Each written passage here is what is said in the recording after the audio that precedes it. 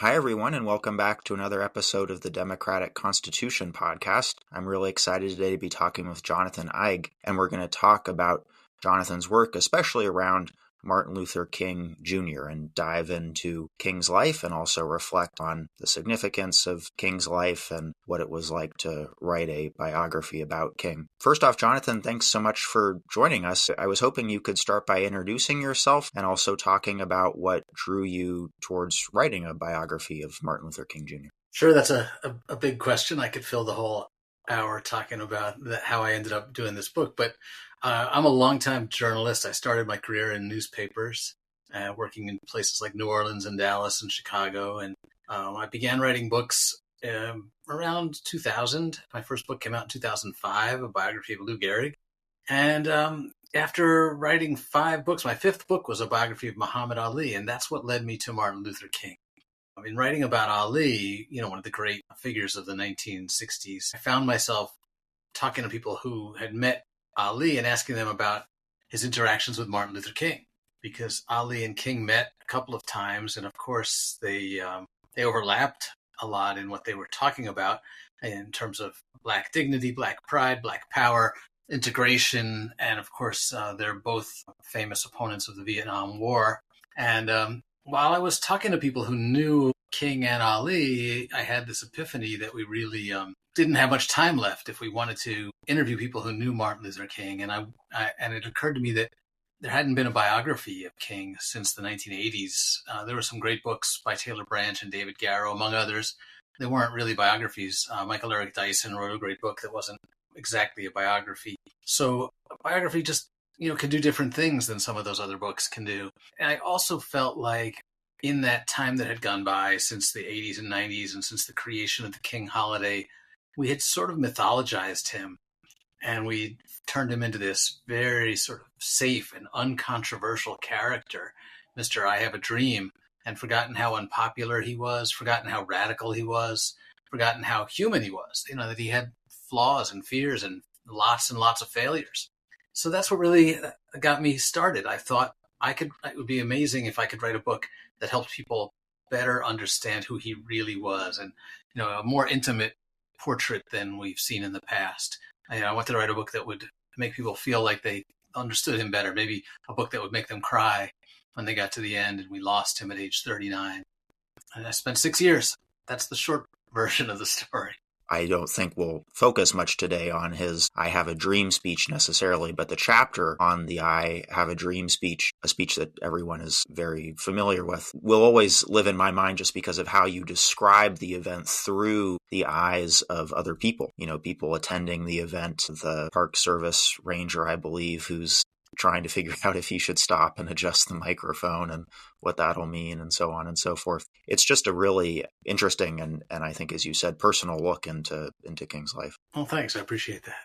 To get us going, it's during the first mass meeting of the Montgomery Improvement Association, the MIA, on December 1555, just as the Montgomery Bus Boycott is kicking off. King gives one of his first speeches. He has a line I really like. He says, "When the history books are written in the future, somebody will have to say there lived a race of people, a black people, fleecy locks and black complexion, a people who had the moral courage to stand up for their rights, and thereby they injected a new meaning into the veins of history and civilization." So the bus boycott throws King into the national spotlight.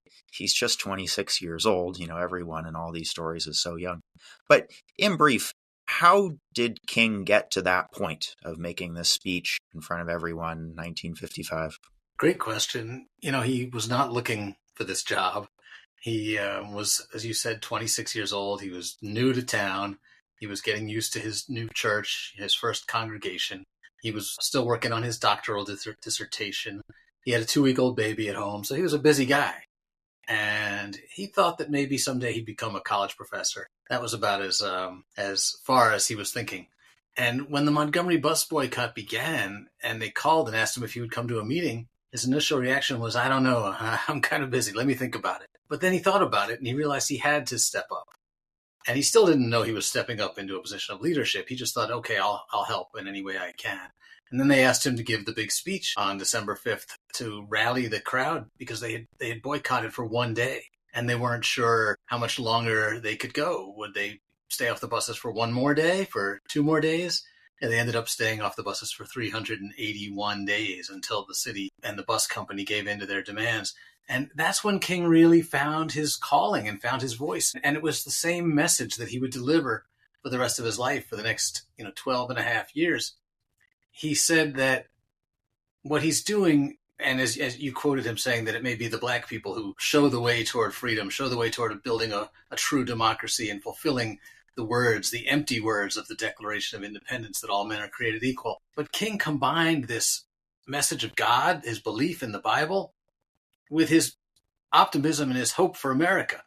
And that really resonated, not just with the people gathered in the church that day in Montgomery, but all over the country. Even, white people in the North heard this voice and said, wow, this guy's, it's hard to argue when you're saying that, you believe in the Bible and the Constitution. How do you argue with that? And it really made him the focal point of a movement that didn't even really have a name yet. But suddenly the nation and the world was looking to this young man to duplicate what they did in Montgomery, to spread it around the country, even around the world. I was recently reading C. Van Woodward's The Strange Career of Jim Crow, which I think came out originally in about 55. And if I'm not mistaken, King around that time calls it sort of the book about the civil rights movement. But we're reading it here and we're thinking 1955. Certainly there was stuff that had happened, but you have this sense of, oh my gosh, this whole thing is just about to begin. Right. He even writes to one of his college professors, what do I do now? They're expecting me to do magic here. And he's just a kid, he's there's no blueprint for this. Well, to fast forward 10 years, which is, a lifetime, Lyndon Johnson, who, interestingly enough, was really no friend of civil rights for a good part of his political career, signs the Voting Rights Act of 1965, and King and other activists are there looking on. We have King saying that the VRA was a shining moment and suggests that it might make mass protests unnecessary. It would really change things. So at a time when we just celebrated the anniversary of the signing of the VRA, and that's getting weakened by the Supreme Court, what was King's thinking when it came to the VRA? What did this moment mean to him? I think it was an enormous accomplishment, and he knew it. He knew how important it was. As you said, he felt like we might not need mass protests anymore. It doesn't mean his work was done. In fact, he began thinking beyond voting rights. Some of his colleagues, some of his peers were really encouraging him to just stay focused on voting rights, that once that victory was won, and we do see this amazing, almost overnight increase in number of disenfranchised voters getting to the polls. And we see record numbers of Black candidates being elected to office. So it's having this huge impact almost overnight. And King's supporters, his peers, his fellow activists are saying, let's just focus on this. Let's get more people registered to vote. And King is, in a way, already moving on. He's expanding his scope. He sees this as a great accomplishment, but he sees it as only one part of his mission. And it's really important to remember that King doesn't think of himself as a politician. He doesn't even really understand the language of politics. He doesn't like that kind of quid pro quo and the favor economy. He sees himself as a preacher. This is about morals. It's about doing the right thing. And his activism is just an extension of his ministry. So he's ready to start talking about income inequality. He's ready to start talking more about the Vietnam War. And these things are very unpopular. Johnson and others are saying, hey, look what we just did for you. We just delivered the greatest legislative accomplishment of our lives and something that's going to change this country. Let's celebrate. And King's moving on. He's already focused on, his point is that there's injustice and there's income inequality, there's poverty, there's suffering. And that's where he's going to go next. So he's not doing the pragmatic thing at all. As you note in the book, and also as C. Van Woodward notes, the Watts riots or the Watts uprising in LA begins just 5 days after the VRA is signed. And I wanted to read an excerpt from the novelist Walter Mosley that you have in the book, which I think is a great addition. Mosley writes, but if you come from down in Watts or Fifth Ward or Harlem, every soul you come upon has been threatened and beaten and jailed. If you have kids, they'll have been beaten, and no matter how far back you remember, there's a beating waiting for you. And you see some man stopped by the cops and some poor mother crying for his release. It speaks to you. You don't know that woman. You don't know if the man being arrested has done something wrong, but it doesn't matter because you've been there before, and it's hot, and you're broke, and people have been doing this to you because of your skin for more years than your mother's mother can remember. I think also this time King writes something to the effect of that all the changes that had come before were merely an initiation, a preliminary change in a larger edifice of injustice and misery. Can you talk about this particular period in King's life? It seems like a really stark turn or twist, if you will. Yeah, it's a really pivotal time in his life. And it's in many ways a sad time when he should be celebrating this enormous accomplishment of having passed the Civil Rights Act and the Voting Rights Act, having helped pass those things and really shine a light and called the nation's attention to these gross injustices, and pointing out what Walter Mosley would write years later in that novel, that this is a suffering that went back for hundreds of years and that it wasn't going to go away with just the passage of legislation. And the uprising in Los Angeles is a great reminder of this, because when, a black motorist is pulled from his car and beaten and arrested, as Walter Mosley wrote in that passage, this is something people knew all too well. That went back hundreds of years to, law enforcement harassment and violence against the black community. And King goes to L.A. He's drawn there by this incident, and his friends and his advisors are saying, it's a mistake for you to go there. You don't know L.A. The people there don't have the same respect for you. You're going to get eaten alive. And, it's not about doing what's expedient. It's about doing what's moral. He says, my people need me. And even if I don't come out of it well, I have to go. He sees himself as a public servant in the highest meaning of the term. And he goes to LA and he gets heckled, but he finds people to talk to, and he's treated very poorly by the mayor and the police chief. But he feels like he has to do what he can. And there's this really powerful moment where he gets on the phone with LBJ, and LBJ recorded the call so we can listen to it now. And King is trying to explain to the president all the things that the black community is struggling with, and why this uprising did not come out of the blue. That there's income inequality, there's job discrimination, there's police harassment, police brutality, and King says these are like fundamental core issues that need broad plans to address, and it's going to take time. And LBJ seems to really be listening. He seems to really be thankful that King is there trying to help, and at the same time, LBJ is working with J. Edgar Hoover to try to destroy King. And King probably knows this. He knows that his phones have been tapped for a while. He knows that the FBI is spreading misinformation about him, trying to get newspapers to write about his sexual affairs. And it's just extraordinary to me that King never says anything to LBJ about it. And here he is trying to help the president. I'm trying to help the president help the country. And most people in King's shoes would have said, hey, by the way, I'm glad to be here and I'm glad to be helping, but it would really be nice if you could call the FBI off, get your dogs off my back. And I think LBJ might have respected that, because that's the way politicians think. But King never does it. He just, again, he somehow seems to be immune to this, the normal rules of political behavior, and he's just trying to do the right thing. Yeah, he never stopped pushing, and I think that annoyed the politicians.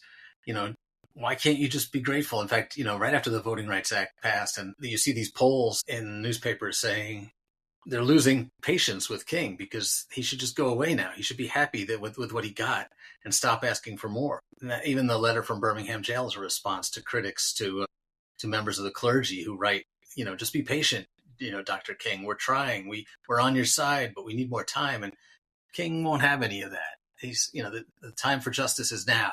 It's always now. And his impatience, his intolerance really frustrated people who thought he was just being unrealistic and maybe naive. And he didn't care. Could you talk a little bit about King's reaction and thoughts to the slogan of Black Power, which really gained a lot of prominence originally in June 1966 during the March Against Fear in Mississippi. I'll just say this is an interesting bit of history, I think, because folks might be familiar with the slogan Black Power and might be familiar with discussions around, does that conflict with what King was saying? Was the history of Black struggle changing at this point? But there's also a real history to just the development of that slogan and when it's said and what King is saying in the immediate aftermath of it being said. Yeah, it's fascinating. Obviously, King stands for Black power. He stands for Black dignity. But he feels like the term Black power, as Stokely Carmichael is using it, connotes violence.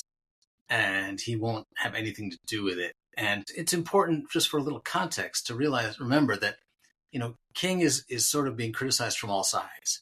The white community, the white politicians are saying, you're just too pushy. You're asking for too much too soon. And, he's far too radical even for many of his white donors in the North, But then he's getting squeezed by these younger Black activists. Remember, King is only in his, mid-30s, but these younger activists, they want more. They're tired of King's calls for nonviolence. They construe nonviolence as a sign of weakness. And, King has to argue with them that, nonviolence is not a sign of weakness. Nonviolence is a sign of strength. It's a sign of moral superiority. We can never beat them with violence. We're never going to have enough guns or muscle to outdo the U.S. military and the local police, but we can defeat them. It's kind of like a moral jujitsu. We can defeat them by showing our superiority, our willingness to love our enemy, lessons straight out of the Bible. And for a lot of young Black activists, they're just getting tired of that. They want to see some action. And that's when you see, obviously Malcolm X mocking King and calling him, Reverend Dr. Chicken Wing and calling it the farce on Washington. And you see people like Stokely Carmichael positioning themselves as an alternative, a more dangerous alternative. One of my favorite moments in this saga is that that March Against Fear, as you mentioned, through Mississippi. They're picking up for James Meredith after he's shot, and Carmichael and King go down to Mississippi together. And this is when Carmichael is trying out the phrase Black Power for the very first time. And he's getting this amazing response from the crowds in Mississippi. They love it. And he and King talk about it as they're walking through Mississippi on this long march. And Carmichael's trying to convince King to accept it, to work with it, to try it, that this is what the people want. They're tired of waiting. And King listens, he debates, he talks about it. He really impresses Stokely Carmichael with his open-mindedness. And Carmichael comes away more impressed and amazed than ever with King. But King still won't say Black Power. He's just not going to go there because it just doesn't sound right to him. It's not the sort of the branding that he wants. But he does. He learns from Carmichael. He begins saying Black instead of Negro a lot more. He begins using the word power, economic power in particular. He just won't put the words, right next to each other. He won't say Black Power, but he's clearly, that's one of the things that I love about King is he's constantly learning and listening, even to people who disagree with him. He listens to Muhammad Ali. He listens to Malcolm X, and they find their common ground. You mentioned Muhammad Ali. What was his relationship with Muhammad Ali like? Like Malcolm X, because Malcolm and Ali were both members of the Nation of Islam, they disagreed on fundamental things regarding integration. Malcolm and the Nation of Islam and Muhammad Ali all felt like integration was a waste of time. They were Black separatists. They believed that eventually there would be a separate Black nation, and that was the only way that they were going to ever have true power and control over their lives. And they mocked the idea of integrated schools and neighborhoods, even though Ali was sending his kids to integrated schools and living in mostly white neighborhoods. But anyway, they once again, though, recognized their common interest in Black dignity and in Black political power. Eventually, Malcolm X and Ali, to some extent, became more interested in exploring political solutions. And on Vietnam, of course, Ali and King were very much in sync. And they both really were just great persons. They loved people. They loved to laugh. They got along great, even if they disagreed on a lot of politics. And there's a really great video of Ali and King together at a press conference where Ali keeps interrupting King, and King is cracking up at Ali's jokes. It's really it's really lovely to see. You can really see the chemistry between the two men. Ali goes to the induction center when he's called up to be drafted. They have folks step forward if they agree to be inducted, and he doesn't. And they take him to the side and they say, look, you're not going to have to fight. You're just going to be an ambassador and so on and so forth. You're going to have a comparatively cushy time doing all this stuff. And he still says no. We're talking more about King than we are Ali, but this idea of, well, there were ways in which these characters could have had an easier life, perhaps, and yet they chose to live the lives that they lived.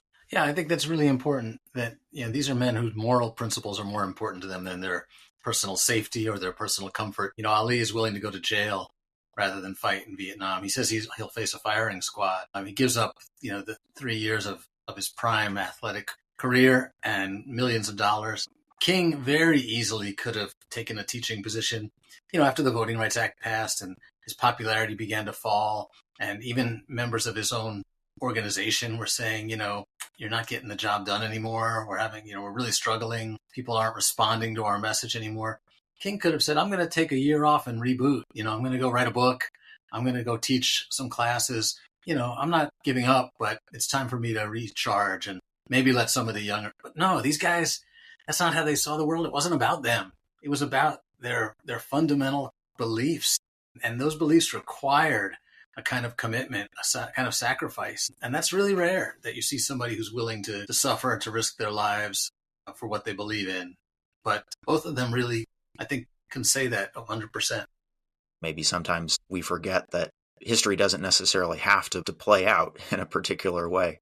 There is a sense in which perhaps, some of these people could have said, I'm stopping, I'm changing, something like that. Perhaps not in other ways too. Perhaps something could be said for once things really pick up, well, things just sort of flow. But there's nothing inevitable about any of this history. Yeah, I think it's really important that we treat these stories as not a fait accompli, right? It makes it boring if we think we know the outcome, but you have to try to put yourself in their shoes and realize that they had choices and they could have made an easier choice. They could have taken the road that would have been more comfortable for them. And maybe we'd still be talking to them, but about them as important historical figures, but maybe not, because it's so unusual to find people who are willing to sacrifice and really, as I said, risk their lives for their beliefs.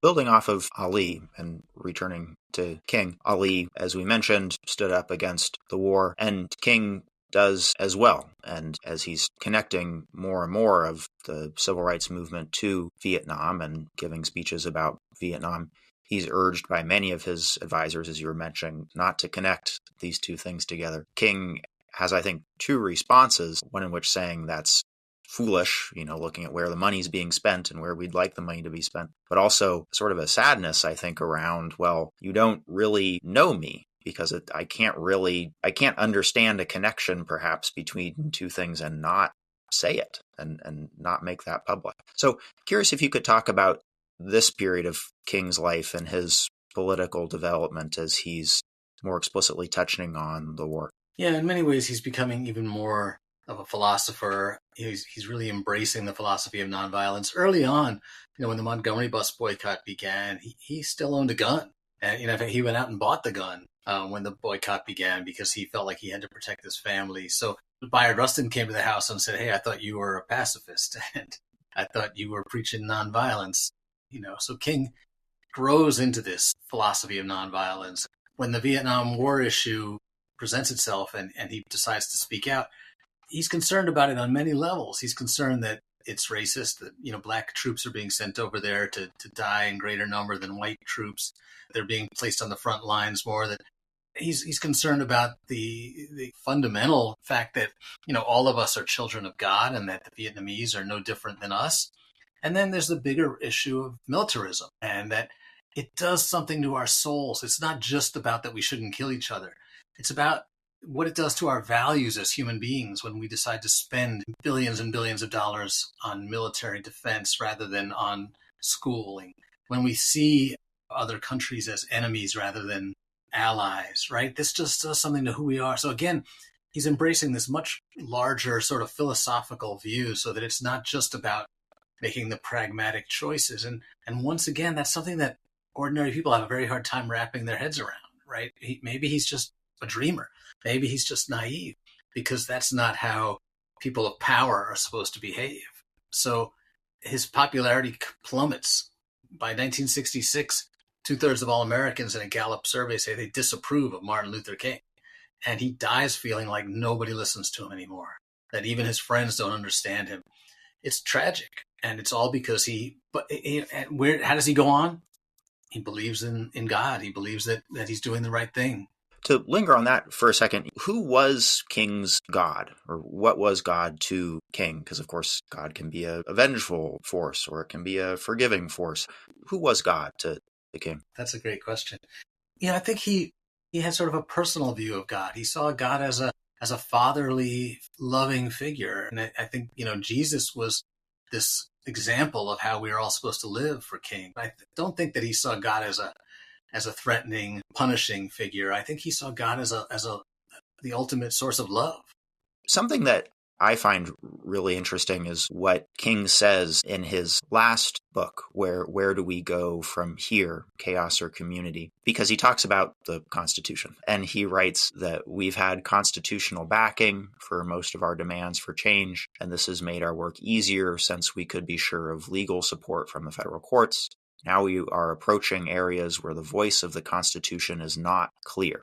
And then he says a little later on that the movement, by which I believe he's talking about the civil rights movement, has left the realm of constitutional rights and enters what he calls the area of human rights.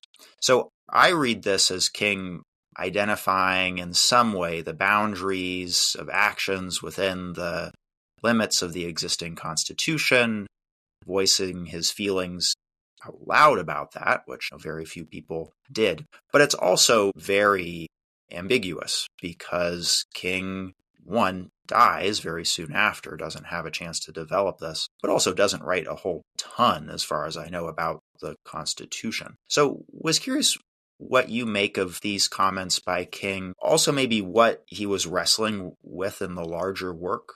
Yeah, that's a great question, Luke. And I think he is wrestling at this point. He's always believed in the power of the federal government. And this puts him at odds with some of his fellow activists because it seems like he's a conformist and a company man, an insider. He gets teased a lot for being part of the establishment. But King really believes that the only force that has the power to make significant, speedy change to people's lives, to feed the hungry, to integrate schools, to provide for the safety of people, that it's the government, that the government, you have to work with the government to do that. And then he reaches a point in his career, as he describes in the book, where he thinks that it's no longer enough to ask for changes in law. It's no longer enough just to ask the Supreme Court to rule that we have this right or that right. We need to make fundamental changes in the economy. We need to think of ourselves as a moral society. And you can't enforce morality. You have to teach it. You have to lead people to be more moral and to be more kind and to be more loving. And he begins talking about what that's going to take. And some of it does require government action. He wants things like guaranteed jobs and guaranteed income. He wants to begin focusing on the gross inequalities in the economy. And he says, you gave us the right to vote. You gave us the right to sit at lunch counters and ride buses, but that doesn't cost you anything. There's going to be a cost, to atone for the sins of the past. You're going to have to pay. And reparations is one example of that, but that's not all he's talking about. He's saying that America's going to have to make fundamental changes in the way it treats its poor and treats its minorities in order to become a more moral society. And this is where, again, he's going way beyond just policy. He's talking about philosophy now. And when he starts talking about the dangers of capitalism and the threat of capitalism, that's when he really begins to scare people. So, a lot of people like J. Edgar Hoover and the FBI now see him as an even greater threat because he's coming after the capitalist structure, not just trying to change a few laws. It occurred to me that in this section of your book, when you're talking about where do we go from here and him writing this book, this is in a period of, as you said, a lot of questioning and a fair bit of doubt. And there's a section where you talk about his wife, Coretta Scott King, giving him encouragement or sort of saying, things will resolve themselves or keep going. So I thought this might be a good time to talk about his relationship with his wife and who Coretta Scott King was, someone who, as you described, gave up a lot of things in her life. It sounds like made a lot of changes. Yeah, in many ways, she was more radical than her husband. Certainly when they met, she was more radical and more experienced as an activist. And to his credit, I think that's what King was attracted to, because he was dating a lot of women. He was always dating a lot of women. But when he met Coretta, he felt like, this is the one I've been looking for. And it's not because she was any more beautiful or more intelligent than the other women. It was mostly that she was an activist. And she challenged him. She said, what are you going to do? I know you say you want to fight Jim Crow. How are you going to do it? What books are you reading now? She was really pushing him all the way. And, when King won the Nobel Peace Prize, it was Coretta who was the first one to say, we can think bigger now. We can begin to talk more about international affairs, about apartheid and about warfare.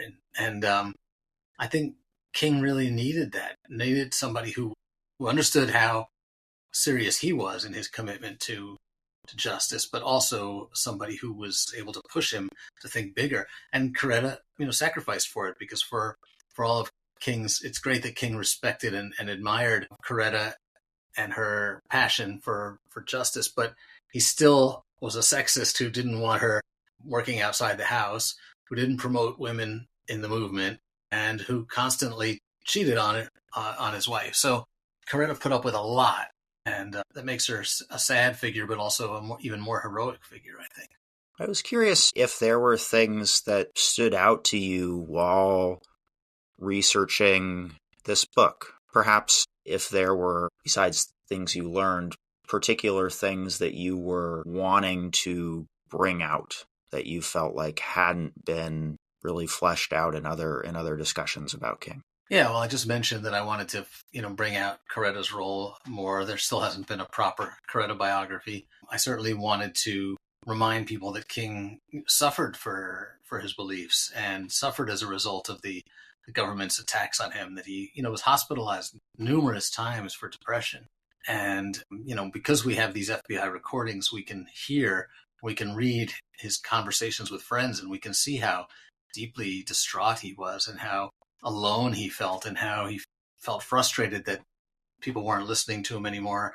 I think it's important that we know how much he suffered for his beliefs. And then the other big thing that I wanted to really bring out that most people don't appreciate is just how intense that FBI attack on King was and how far-reaching it was. We have this tendency just to ascribe it all to J. Edgar Hoover and to make him the villain, and he deserves lots and lots of the blame, and we should take his name off of the headquarters of the FBI building right away. He was a racist and he was a thug, but he was not alone. Robert F. Kennedy authorized the wiretaps. John F. Kennedy supported them. LBJ not only supported it, but encouraged the FBI to leak the King tapes to the media. And lots of members of the media knew about it and didn't report on it. Lots and lots of members of Congress knew about it and didn't say anything. So this attack on King, this attempt to not just damage him personally, but to subvert the civil rights movement, was deeply ingrained in the American political and media system. And that's something that we need to talk about. We need to reckon with, because it's the same government that celebrates him now with a national holiday literally wanted him gone, maybe wanted him dead. Before turning to what King's legacy means to you, I also wanted to ask just how you approach biography writing in general, because as you said, you've written 2 others besides your work on King. How you try to capture people's story, put them in context, make it engaging for the reader. Well, that's another question that we could talk on for hours, but you want to treat, it's almost like, falling in love. You meet somebody and you're really excited and you can't wait to tell the world, and then you start to see things about them that maybe aren't a little troubling, and you try to put it all together and come away with this sense of who they are. And even for someone like King, who's everybody in the world pretty much knows who he is, I wanted to write the book as if you'd never heard of this guy. Sit down, pull up a chair. I want to tell you this incredible story about a guy who never set out to become a leader, but found himself thrust into this position where he had an opportunity to do something, and he goes all in on his belief that we can be a better people, and he gets just destroyed for it. I just try to take everything with a fresh approach and to help you better understand who these people really are, so that they don't seem like figures on Mount Rushmore, but they seem like flesh and blood. We do a real disservice when we turn our heroes into these two-dimensional characters. I think, if we expect our heroes to be perfect, we can't have any heroes. We need to treat them like human beings and to see how flawed they are and how they overcome those flaws to do what they do. So that's how I think about it. I know I already mentioned this one, thinking about an event like his speech at the mall in Washington, and that you use the perspective of someone who I imagine really no one is talking about in the figure of this really young man. I believe he was a park ranger, as I said, thinking about the job, really nervous about who's getting close to him, observing how the wires are just tangled and it's sort of a mess. Should he adjust the microphone? And that's the lens, one of the lenses that you use to describe this moment. Yeah, well, I wrestled with that. How do you tell the most famous moment in King's life? How do you capture the magic of a speech when my readers aren't going to be able to hear his voice? His voice is everything.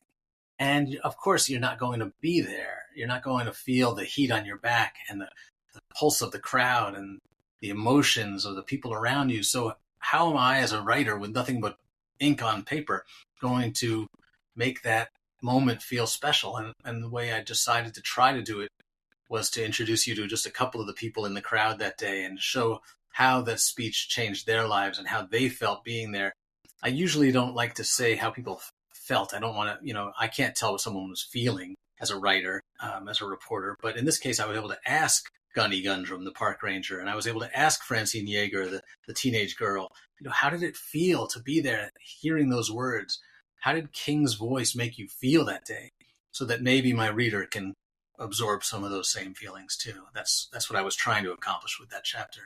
Well, I wanted to conclude by asking you what King's legacy means to you and what you feel like your work means as we sit here today, August 13th, 2025. Well, it's a great question, and it's sometimes dispiriting to see how the world is changing. I think King made us feel like the moral arc of the universe was bending toward justice and that we could be a better nation, that we could love one another, that we could live in harmony, that racism might be erased from the earth, or at least from this country. He made us feel that way for a little while, and he gave us hope that we can be a better people. And at the moment, a lot of that seems to be going in the wrong direction. The Civil Rights Act and the Voting Rights Act are under attack. Black history is under attack. It makes you wonder if King's legacy is being erased, but I don't think that legacy can ever be erased. As long as there are people who want to stand up for what they believe in, then King should be a shining example. Jonathan, I really appreciate you coming on to talk about King. Really encourage folks to read your new book on him. Like you said, something that's very timely, hasn't been done in many, many years, and also really, as I've said many times now, approaches King not just through King's eyes, but through the eyes of people who are interacting with him, and just really gives you a good sense of who he was. Well, thanks, Luke. I appreciate the conversation. I really enjoyed talking to you.